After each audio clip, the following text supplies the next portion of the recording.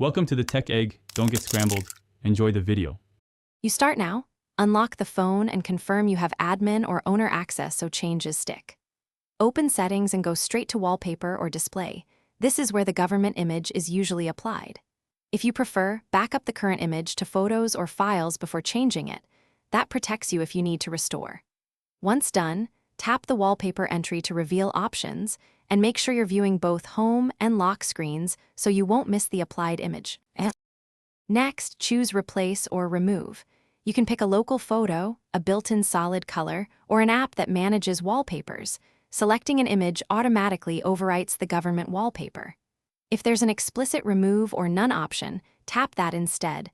This clears the custom image and returns to defaults. Make sure to choose whether you apply to home, lock, or both screens so the image doesn't persist somewhere else. Once applied, confirm visually and exit. Finish by rebooting the phone. Some systems cache wallpapers and a restart forces reload. If the image returns, inspect Profiles or Device Management in Settings. Managed profiles can push wallpapers back, so remove a profile only if you're authorized.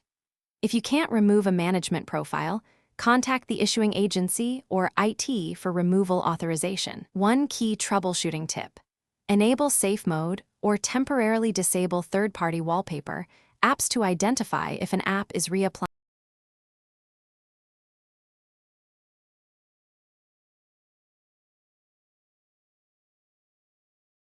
Thanks for watching. Consider subscribing if I helped unscramble your problems.